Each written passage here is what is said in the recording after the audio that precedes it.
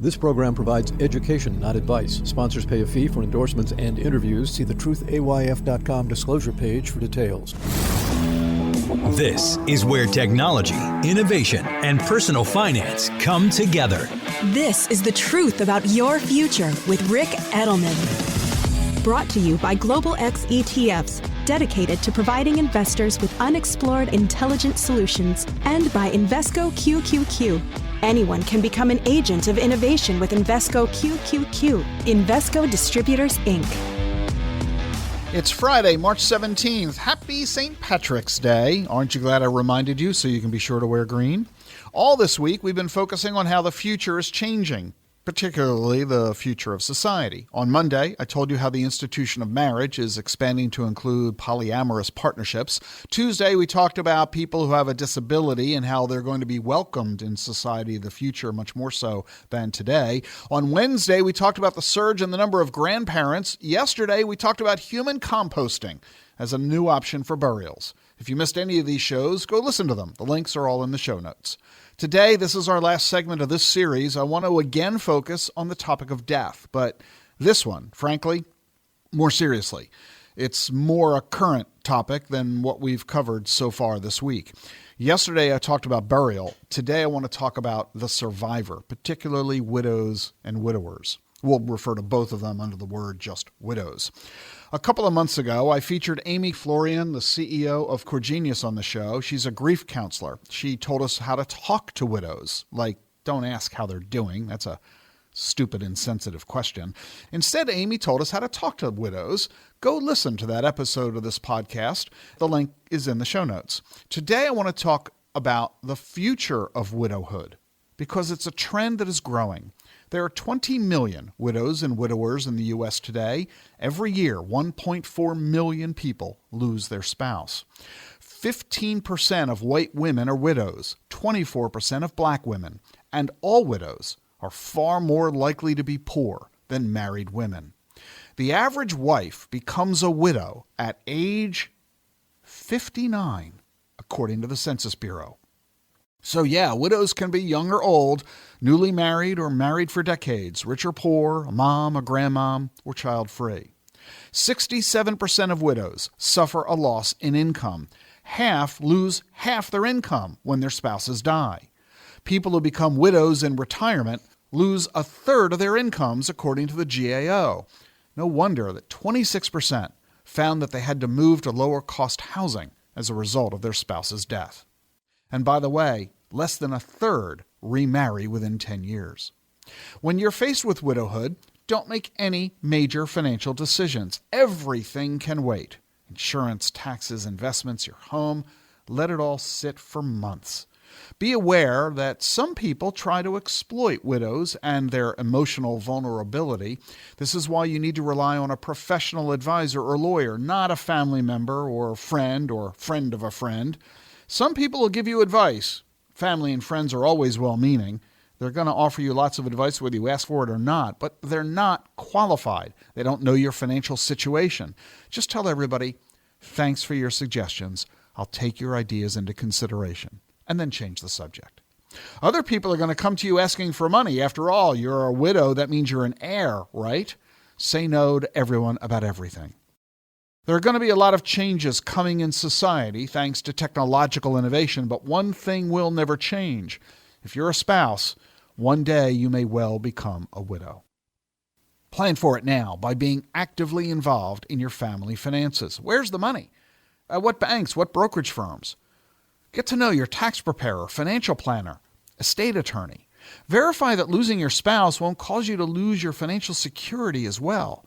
Talk openly with your spouse and your kids about money so that you and they won't face any financial surprises when that day comes. Don't let finances make the trauma of losing a spouse any worse than it already is. That's this week's series: marriage, disability, grandparents, burials, and widowhood. On Monday, I'll look for something more fun for you. How's this? Young people piling into debt. Uh-oh. Let me change gears now for a moment. Are you confused about crypto? I think you know about my sister company, DAC-FP, the Digital Assets Council of Financial Professionals. I created DAC-FP back in 2016 to teach financial advisors about blockchain and digital assets, and in fact created the certificate in blockchain and digital assets, a course specifically for financial advisors so they can get the education they need so they can help their clients dealing with this brand new and innovative asset class. Well, I'm really excited to tell you that we have just now completely revised and expanded the certificate program and have just launched a brand new certificate program for investors, consumers, and students. The certificate in blockchain and digital assets will take you into the future. You'll learn all about digital assets, Bitcoin, Ethereum, NFTs, and the metaverse. All of this and more is becoming a part of our daily lives. And over the coming years, it's going to truly represent the future of commerce, art, and technology. So I want you to be the first to know about this new online crypto course for investors and consumers like you. Our certificate course is the oldest and most popular program for financial professionals. Thousands have already enrolled in the program, and now I've created a version for consumers and investors. And in fact, wait, there's more. Yeah, given the impact that crypto is having on society, I want to make sure everybody has the chance to learn about this. So we've broadened the course not just for financial advisors now and for investors and consumers. We now have 4 separate tracks in the Certificate in Blockchain and Digital Assets program. For financial advisors, we still have that track. This course, fully updated and revised and expanded, is designed for advisors who are directly serving clients. Advisors learn how you can use crypto to attract new clients and how to increase your assets under management. The course teaches you about crypto technology, crypto practice management, regulation, operations, compliance, and risk, so you can talk confidently with clients about crypto while fulfilling your fiduciary obligations. But what we've also discovered is that of the thousands of people who have taken the course, a lot of them are not financial advisors serving clients. They're financial professionals. They're in the financial services industry, but not client-facing. So we've created an entirely new separate track specifically for financial professionals. It'll help you develop new competencies so you can gain a competitive advantage in your industry, giving you the knowledge and skills you need to build your career. And by attaining this information, you'll be able to contribute to your firm's efforts in creating and implementing its crypto strategy. We also have created a new 3rd track for crypto professionals.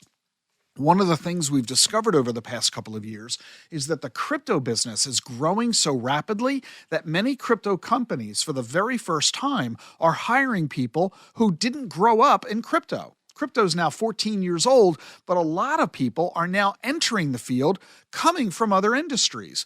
So yeah, great, you're now working for a crypto company, but you don't know anything about crypto. So we've created a separate track for crypto professionals. It'll allow you to get trained quickly so you can become productive faster. And if you want to be employed in the crypto field, this program will give you the knowledge you need to pass even the toughest HR interviews. And by holding the certificate in blockchain and digital assets, you'll be able to show a prospective employer that you're serious about your career. And like I said, we now have a track specifically for investors, consumers, and students. Whether you're a beginner, an enthusiast, or merely crypto curious, this is your opportunity to learn about crypto. You'll discover what all this is all about, including the investment and career opportunities that are available in this new innovative technology.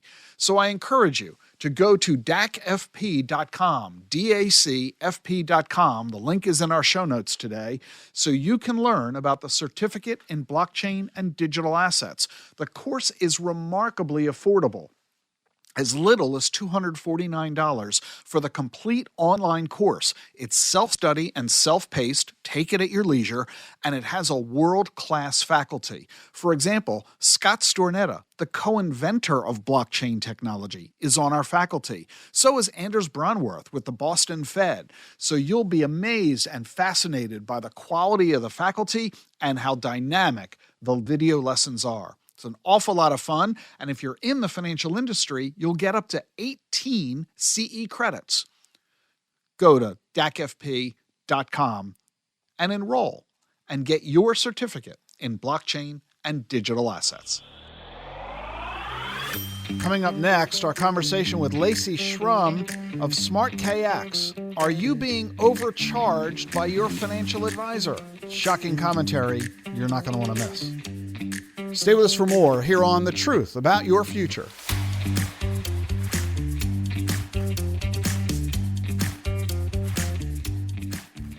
The Truth About Your Future is sponsored by Global X ETFs. Rapid advancements in telemedicine, genomics, and biotech are transforming the healthcare industry.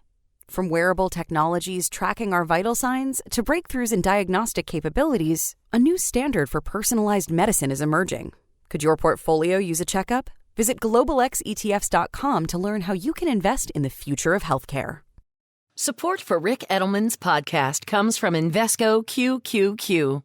What do all the greatest innovations have in common? Agents, people who participate in progress by supporting cutting-edge ideas. Invesco QQQ is a fund that allows you access to innovators of the NASDAQ 100 all-in-one fund, so you don't have to be an inventor to help create what's next to come. Anyone can become an agent of innovation with Invesco QQQ. Learn more at Invesco.com/QQQ. There are risks when investing in ETFs, including possible loss of money. ETFs' risks are similar to those of stocks. Investments in the tech sector are subject to greater risk and more volatility than more diversified investments. The NASDAQ 100 Index comprises the 100 largest non-financial companies on the NASDAQ. You can't invest directly into an index. Before investing, carefully read and consider fund investment objectives, risks, charges, expenses, and more in prospectus at Invesco.com. Invesco Distributors, Inc.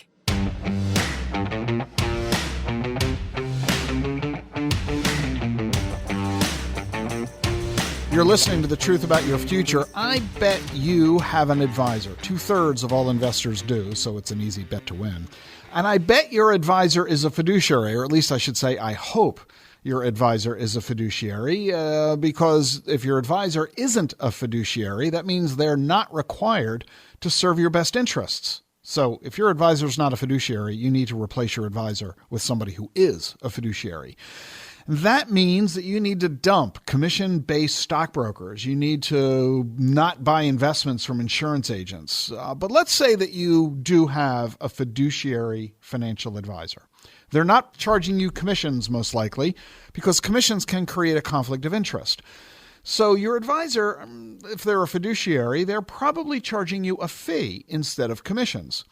By avoiding commissions and fees, you pay simply a single annual fee. You pay quarterly in most cases based on the size of your account. Clients love this fee-based approach because it eliminates that conflict of interest. You don't have to worry if your advisor is telling you to buy something simply so they can earn a commission.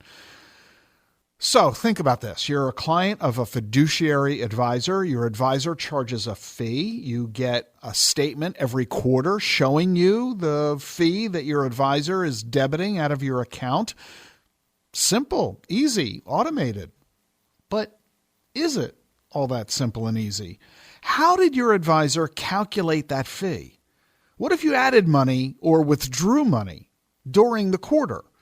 What if some of the money was in cash during the quarter, not invested? Should you be paying the same fee on the cash as you are on the money you have invested? And what software is the advisor using to figure out all those calculations? In fact, are they even using software? The bottom line is this. Your advisor might be miscalculating the fee without them even knowing it. You could be getting overcharged as a result. To help us explore all of this, I'm happy to bring onto the program Lacey Schrum. Lacey's an attorney and founder and CEO of SmartKX. I'm impressed with both Lacey and her company. In fact, I've invested in the company. And Lacey's a member of our faculty at DAC-FP, the Digital Assets Council of Financial Professionals, where she is a participant in our course, the Certificate on Blockchain and Digital Assets. So, Lacey, I'm really glad to have you here on the show talking about the subject that nobody ever bothers talking about, investment advisory fees. Thanks so much for having me. You're right. No one except for me and a select few are talking about it, and it's definitely a problem. So let's begin at the beginning. What do clients of advisors need to know about their advisory fees? The most important thing that they know right now, and the SEC has confirmed it, that their fees are not being calculated correctly. I saw it when I was an attorney. I supported RIAs. I was inside of an RIA. And the SEC confirmed it last year. They did a risk alert and said that most firms are indeed calculating the fee different from what they're telling the client how they're calculating the fee. Wait, you'd use the word most. Really? It's the majority of advisors are not calculating the fee the way that they claim to be? Correct. That's a little scary. I mean, these are fiduciaries, and I don't think that means that these advisors are crooks, that they're deliberately ripping off their clients. At least I hope not. I hope what you're inferring is they're just getting the math wrong. Exactly. So there's two parts to the fee. One is, of course, the math, which, although it is objective, it can be done in many different ways. And there are some, like a tiered rate can be interpreted by different people, different ways, and the math done different ways. So the math is one piece. The other piece is that when a client signs a contract with an advisor, of course, the contract says what the advisor will do and also what the client will do, which is pay a fee. And how that fee is documented, which accounts are being managed, what fees being charged, and then the math that goes into that, that's the piece that differs from, in practice, what they're actually charging. I've not come across any fraud or purposefully charging a fee that's different, but because there was no technology before we came along to connect the fee and the contract together, clients add, remove accounts, advisors and clients come to other agreements. Documenting that, disclosing it to the client is very manual, tedious, difficult. And so the fees don't match what the contract says should be. So give us an example of what a contract might say versus what the practice is. Yeah. So one example is a lot of advisors will be very vague in the contract as to what they're charging. So they may have a standard fee schedule that they're expecting to use. As an attorney, I will tell you there are times in contracts to be vague is never advantageous to be vague. There might be conversations between the advisor and the client about when we add cash, we take out cash. I went rogue and bought a bunch of Tesla stock. I don't want you charging me for things like that are discussed, but aren't necessarily written down, always cause problems when anything is looked at by the client or the regulator. You might charge the fee quarterly at the beginning of the quarter versus the end of the quarter. Or what about paying the fee based on the average value of the account throughout the quarter, where you've got to adjust for the cash flows, deposits and withdrawals that the client may make during the quarter? And you mentioned tiers. What does tiers mean? Yeah, so the traditional approach to fee billing is a tiered approach. As the amount of your assets increases, the amount charged to those assets decreases. That can be interpreted two ways. One, once I get over $1 million, everything's at 80 bips. Or once I get over $1 million, we get a blended rate that applies to all. In other words, only the assets above $1 million get the lower fee. The assets below $1 million are still charged the higher fee. So if the contract is vague, you could end up paying more than you thought. How is it that most advisors are doing the calculation? Isn't it automated? Aren't they just simply saying, I'm opening the account, I'm embedding it into my program, and it's going to produce the math for me every 3 months? If only life were so simple. Well, what's happening then instead? Yeah. So I think to take a step back, when you look at a lot of people, unless you're an advisor in this world, it's hard to understand the power that these advisors have in paying themselves. So it is truly the easiest way to get paid for a service ever. They calculate their own fee. So they say, my client, John, owes me $235.16. They send what's called a fee file. It's just an Excel to the custodian and says, John owes me this much money, move it from John's account to my account. And that's all they have to do to get paid. And so it seems very easy, right? Like, just make this fee file, get paid. The client doesn't need to agree to it. They don't even need to tell the client how they're calculating that amount or send them a statement from their firm that says this is how we're calculating the amount. The custodian does it as a service. And so I want to make sure people understand the parties that are involved in this, because you've referenced the custodian a couple of times, and some investors may not be familiar with this. When you're dealing with an independent advisor, your relationship is with the advisor. That's who you're signing a contract with. That's who's delivering services for you. But the advisor isn't actually holding on to your money, because this is a way we protect the consumer's assets. The advisor will hook you up with a custodian, somebody like Charles Schwab or Fidelity or some other major company like that. And you'll open an account at Schwab or Fidelity, and the advisor will facilitate that. They'll help with the paperwork, but your money is held at Schwab. This protects you because Schwab is custodian. They are serving as the depository for your account. And it's Schwab that is buying and selling the securities for you. The advisor is only telling Schwab what to do. Buy this security, sell that security, but the advisor doesn't have access or control over your money. This is a very important safeguard built in for your protection. But when it comes to the fee, the advisor sends Fidelity this Excel file you're talking about, this fee file, and says to the custodian, it's time for me to get paid, so debit the client's account my fee and send the fee to me. This is automated. The client is not involved, because when you set up the account, you're authorizing Schwab or Fidelity to do this on your behalf. So Schwab and Fidelity, they're just following orders. It's not their responsibility, right? It's not their fault. It's not their liability. They're doing what the advisor tells them to do because you authorize them to do it, to agree to that. So you've got three players: the client, the advisor, and the custodian. And they're all simply acting rather casually about the whole thing. Yeah. And I love your description, especially talking about the safeguards that the custodian provides, that the money remains in your name at the custodian. The advisor just has discretion to trade and pull his or her fees out. Now, where this gets into problems for advisors, as you said, most collect quarterly in advance. On January 1st, I'm going to look at December 31st value, whatever the value is, and I'm going to pay myself for January, February, March. They take the money out of the account, they put it in the advisor's account, life goes on. The client stays, gets to the second quarter, that's great. But what happens when the client fires you mid-quarter? That's a problem, because you have already paid yourself and absorbed their money that you now owe them into your own books. So up until the day it's a liability until every day when you earn it, technically speaking.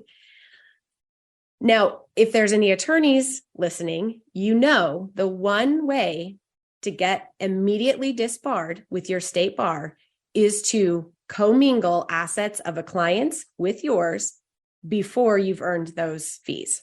So, Rick, if you're my client, I collect a $5,000 retainer. I put it in a special state required account that says this is Rick's money, and I'm going to charge him hourly.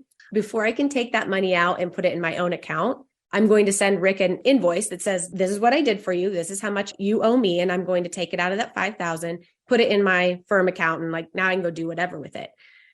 So it's very striking when you see that in comparison to what firms are doing. And in fact, the SEC said in their risk alert, lost clients are not being processed. They're not being processed correctly. It's taking days, months, if at all, that they're returning this amount that they've collected, that they're paid, but haven't earned yet.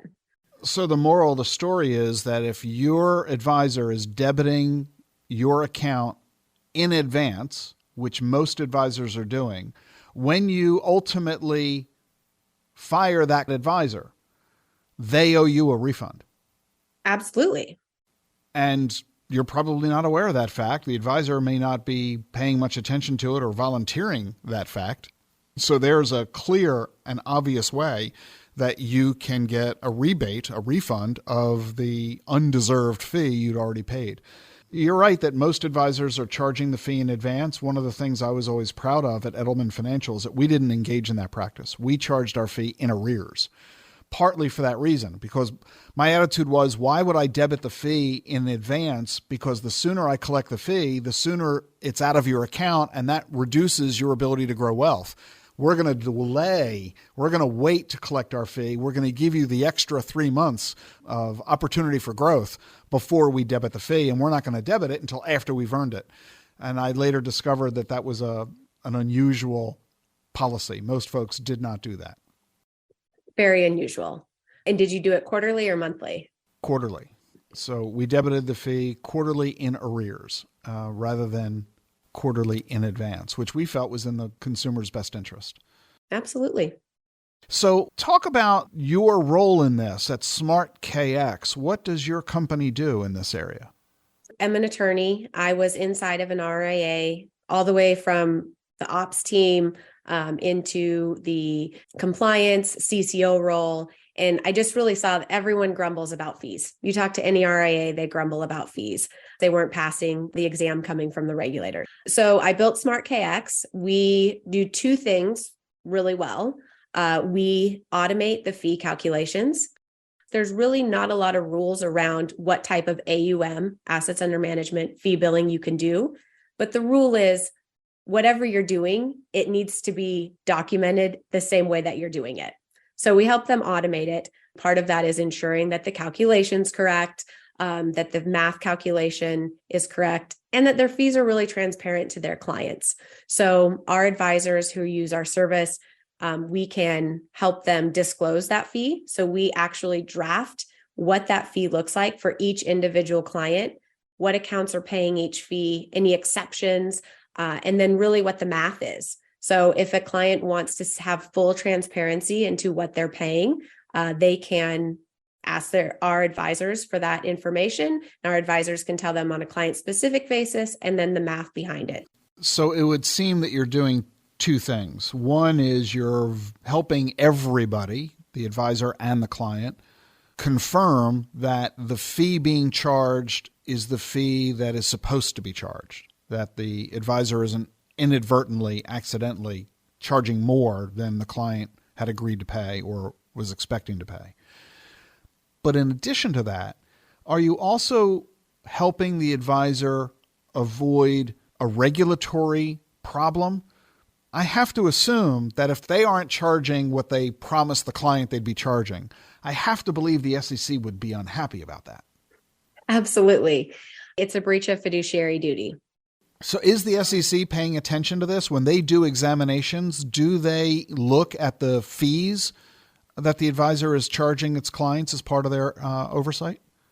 Absolutely. So I've asked multiple attorneys, have you ever seen an exam letter that does not include a question about fees? And attorneys are like it's always included. They select X amount of clients, they look at the contract, they look at the fee charge, they do the calculation. They went through and did this, I think it was 170 firms, and they said most firms are failing at that, seemingly simple exercise. Does this result in a censure, a deficiency letter, a fine by the SEC against the firm? Does the SEC require the firms to provide restitution to the clients for overcharging?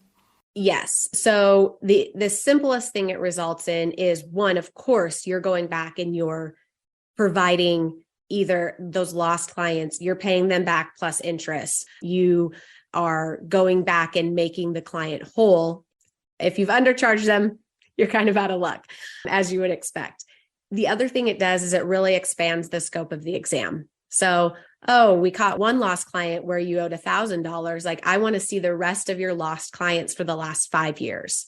So it really is low-hanging fruit that a regulator can just really go in and say like, okay, I want to look here. Now I want to look here. Now I want to look here. And so that's very expensive for a firm. Getting all of those documents, finding those documents, having access to them, proving out the math, that is very, very expensive. Of course, they work through a lawyer. The lawyer charges $1,000 an hour. So it's really a cumbersome exercise for the advisor. Best case scenario, they get a slap on the wrist. Of course, they can also be fined. If they've found to be committing fraud, they can be sent to enforcement. It can get very ugly very quick. You said something in there that I felt was pretty intriguing. we're saying pretty clearly that the advisor's fee calculations in most cases is wrong. We've been assuming that in all cases the fee has been too much. But you said something a moment ago that they might not have charged enough, that again, because they've got the math wrong, they are hurting themselves by not charging the client as much as the client had agreed to pay. So an advisor who gets it right might discover, not only do I remove this regulatory liability risk of getting in hot water with the SEC, my revenues might go up because I'll start charging what I was supposed to be charging in the first place. How often do you discover that advisors were charging too little? Quite often, but that's not a great way to run a business. Yeah, that is a little bit ironic, I think. Everything that you've been describing is involving your background as an attorney engaged in the financial services industry, dealing with advisors, looking very intently at the fees of services between advisors and their clients. Somehow, though, Lacey, you have figured out a connection between advisory fees and crypto. Explain that. Yeah, I got really into technology 2015, 2016. So just really interested in learning how technology worked, how the internet worked. It feels like, we're all in a car that we don't really know how it's driving. It's like, if something goes wrong, what are we going to do? And so I got really into technology, took some development courses, which are great. If there's, again, any lawyers, if you like writing contracts and being very literal, code is a safe place for you. So I found that really fun. Around this time, the big ICO craze was going on. And so it just really piqued my interest. And I started talking about crypto and blockchain. And then, of course, got really into Bitcoin and all the fun and fascinating, crazy things that come with that. And at the same time, still working with advisors and see this connection. This is the reason our company is called SmartKX. If you read the Bitcoin white paper, it talks about, in order to facilitate commerce on the internet, you need all these different people daisy chaining it together, just because the dollar is not digitally native. So when the internet came about and we started selling stuff on it, we needed some way to get our dollar onto the internet, and all these systems appeared. And it talks about, obviously, those can all, if one of those fails, it's a catastrophe. And so that's very similar to the fee situation. You have the advisor tells the client, this is what the fee is going to be. It has to be communicated to someone to document it, sent to the client, taken that document, put it into a system, keep any notes if that system can't handle what's on the document, update the system when this conversation changes, update the document. Very manual, very tedious. We're, taking something, forcing it into the system. So that's really the inspiration behind SmartKX, this one ledger solution, taking all these pieces, putting it into one. Fees dependent on the contract, so they should be married together. And so do you see blockchain technology being useful in the future in facilitating the fee conversation between advisors and clients? Absolutely. I think the impact's going to be across the board. One thing, when we talked about the exam, when the regulator comes into an exam, they're on a 2-year look back. And so 2 years, that time in this day and age is 2 years ago is a lifetime ago. And, catching fraud at a 2-year look back, wow, exciting. But when you have real time autonomous information that you can trust, you can catch that the day of or before it happens. And so you can really see a world where we move into a real time regulation, which is really just 1,000 times better for the consumer. It forces ethics, it forces advisors and everyone in the industry to just really step up their game. And that's way better for the consumer. So fees are just a sliver of that. Well, there are a lot of folks listening to this podcast, and they are falling into one of two categories. They are either advisors or they are investors. What is your advice to each of those groups? Let's talk first about the advisors. What's the message that you would convey to financial advisors about the way that they're handling fees in their practice? One is that despite what they may think, they're probably doing it wrong. And I'd be happy to help them. When we even onboard firms, they find that a lot of assumptions they have made, they were doing incorrect. So I've not found one firm that is 100% disciplined to a fee schedule in their practice. And obviously, we'd love to be able to help them. If you want to reach out to Lacey, you can do so at smartkx.io, and we will have that link in our show notes on today's podcast. Talk about consumers. Lacey, what should investors do who are working with an advisor where their relationship is that they are paying a fee to that advisor? They should ask how the advisor is being paid. And that's a very common question in the industry. How are you being paid? We're being paid a percentage of your AUM. Okay, how are you calculating that? Walk me through the last statement we had. What is my specific fee schedule? What accounts am I paying you on? What account is paying that fee? And how is that math being done? And the great advisors out there will be very transparent with you and have those resources available to say, this is how we're doing it. And this is how we've done it in the past, to really help you get comfortable with that. But it's an expense to you. And it, as you said, it decreases the value of your overall portfolio, which is your wealth and well-being going forward. So not being afraid to ask those questions is really important. And I would think that advisors who go through your service at SmartKX should be able to brag about the fact that they've done so, that they can use that as a testimonial to their clients saying, we care about this issue so much, we want to make sure we're protecting you by not overcharging you. We have had this outside firm do this audit for us and automate our systems to verify that what we're charging you is what we promised to charge you and nothing more. And that should be a marketing strategy, frankly. That should be something that people could brag about, that we're doing it as we're promising and as you would expect, since there are so many firms that aren't apparently doing it right. I would think that this is something that almost like a good housekeeping seal of approval, that a client can go to their advisor and say, hey, are you verified by SmartKX? Because that would give us all confidence. So it would seem to be a natural thing for people to do. Of course. And their fee disclosure is readily available. So we have some advisors that are putting a link from their ADV directly to the math that's being calculated so that anyone can see, oh, this is what they mean by what they say and how the fee is actually being calculated. It's very transparent, which is the whole point of a fiduciary. And it's easy to see how things can get complicated. I can envision clients who have multiple accounts. One of them might have $5 million in it. Another one only has 50 grand. Does the 50 grand account get charged the same fee as the 5 million account? Are you aggregating accounts or not? It can get pretty complicated pretty quickly. Or if you have an adult child who has her own accounts that aren't at 50 million, but at 1 million, can you blend it so she gets the benefit of your 50 million and getting a lower rate? The questions seem to be endless. And this is something I don't find anybody anywhere talking about. I think clients don't realize that it's an issue. And I think advisors, well, they're frankly spending their time on other stuff. Yes, I talk about it all the time. I love it. I love to talk about AUM and just the different nuances, back to lawyers loving to write and be literal and like to write code and be literal, like the nuances of it, how it affects the math. I do think for advisors, like the SEC is turning up that heat. Definitely the risk alert was a warning. So I think as a result of this podcast, advisors are going to start talking about fees a little more with their back office, and they're going to find themselves having conversations with clients that they may not have had before. I think a lot of clients are going to start asking their advisors about their quarterly fees.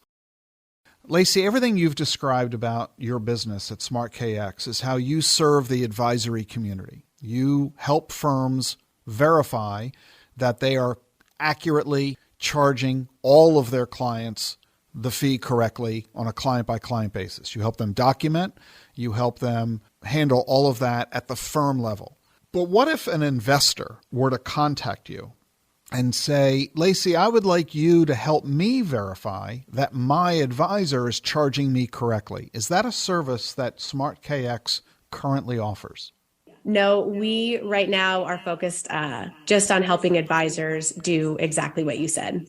So that raises an idea. So I'm going to throw this out at you. Here we are without a whole lot of prep on this. Now, sure, I can go to my advisor and ask them, But I would love an investor to go to you, Lacey, and ask you to independently verify that my fee is accurate and correct. Could you do that for an individual client? Would you be willing to do that, let's say, for 10 people who are listening to this podcast? Would you be willing to, as an experiment, do this as a one-off basis for them individually? Are you asking me if I would do a fee audit the same as we do for a firm, but for an individual? Yeah. I'd be willing to do that. I think that's a great idea. Is there a fee or charge you would have? I'll do it for the first 10 investors, clients who work with independent RIAs. I'll look at their last fee and the fee disclosed, and I would not charge a fee for it for the first 10. I'll do it. So that'll help you kind of figure out if this is something that you can be helpful with. Absolutely. So there's the gauntlet. Here's the deal. If you're an investor and you work with a financial advisor who is an independent RIA who charges you a fee based on AUM, the assets under management, and you would like Lacey to verify whether or not your fee is being correctly debited from your account every 3 months, shoot me an email. Just send it to askrick@thetruthayf.com. And the first 10 who make that request, I'll forward your contact info over to Lacey so that you and she can take it from there. And Lacey, I will be fascinated to hear the results of your research.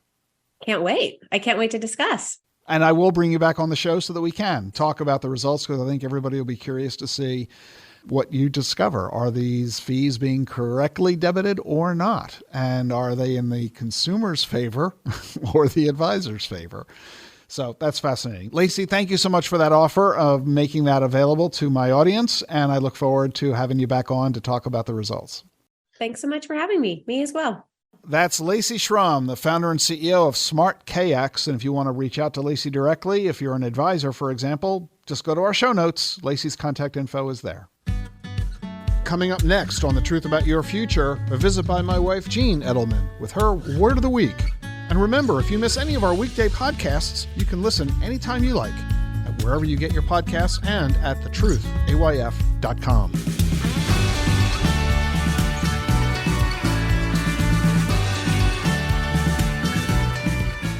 Did you know Schwab offers a satisfaction guarantee? If for any reason you're not completely satisfied, Schwab will refund your fee or commission and work with you to make things right. You won't find that kind of promise everywhere, but you will find it at Schwab. It's just another way that they put clients' interest at the heart of everything they do. Learn what's included and how it works at schwab.com/satisfaction. That's schwab.com/satisfaction. The Truth About Your Future is sponsored by Global X ETFs. Exponential technologies are transforming the world around us and creating investing opportunities along the way. Artificial intelligence, robotics, and 5G mobile networks are among the emerging technologies shaping the future. But is your portfolio keeping up? Visit globalxetfs.com to discover how you can invest in these and other disruptive innovations.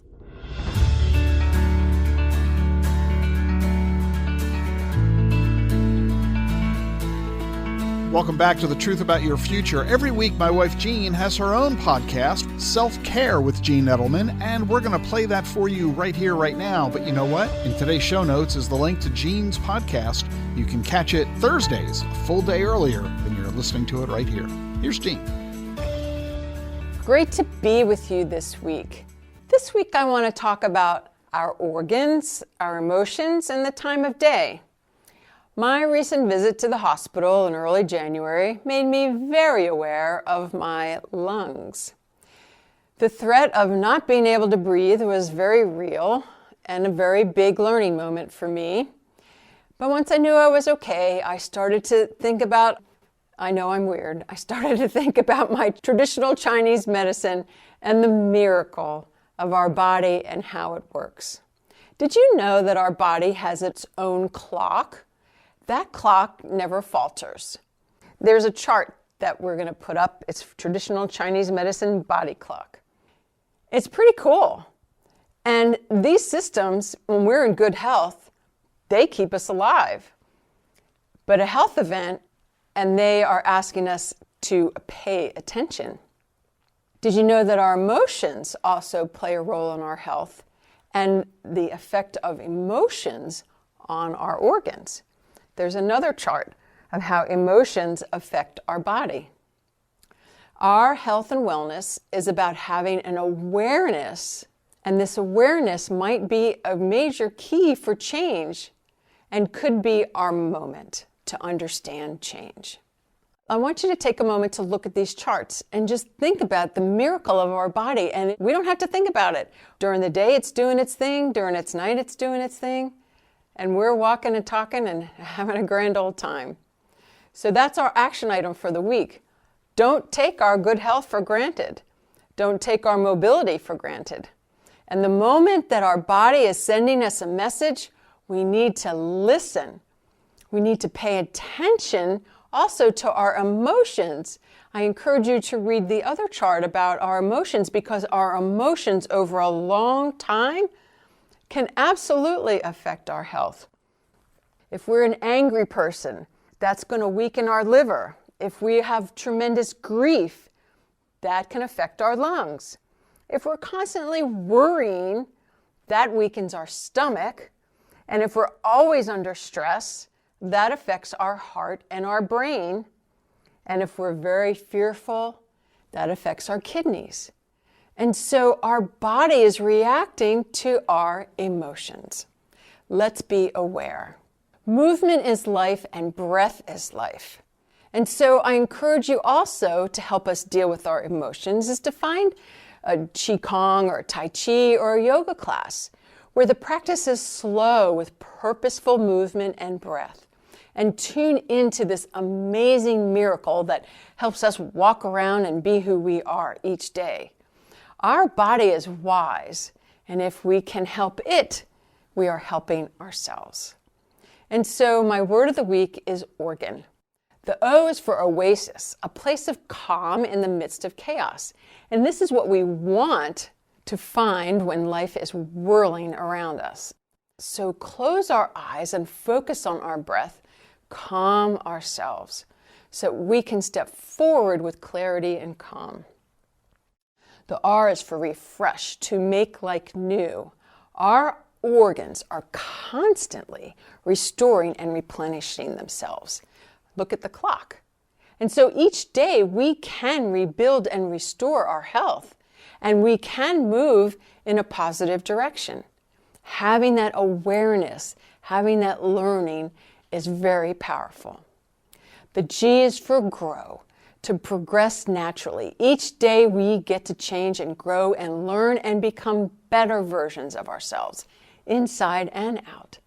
When we give ourselves good water and food, we're changing our health, we're changing our organs, we're changing the cells in our body. The A is for aware, having awareness that our body is working every second and every day for our greater health.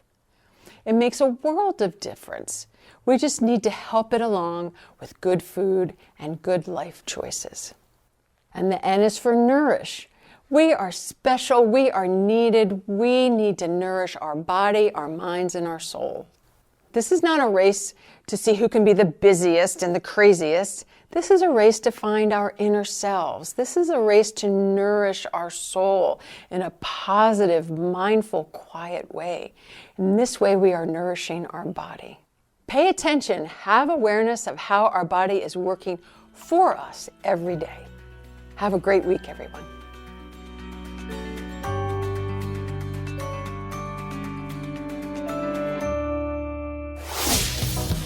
If you're enjoying Jean's segments, be sure to subscribe to her weekly podcast, Self-Care with Jean Edelman. You can listen on The Truth, AYF.com, on YouTube, Apple, Google, wherever you get your podcasts. Let me make it easy for you.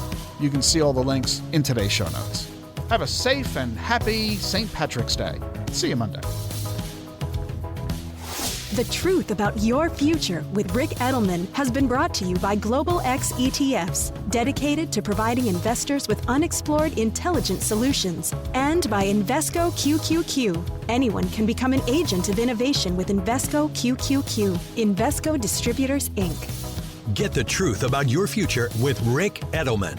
It's thetruthayf.com.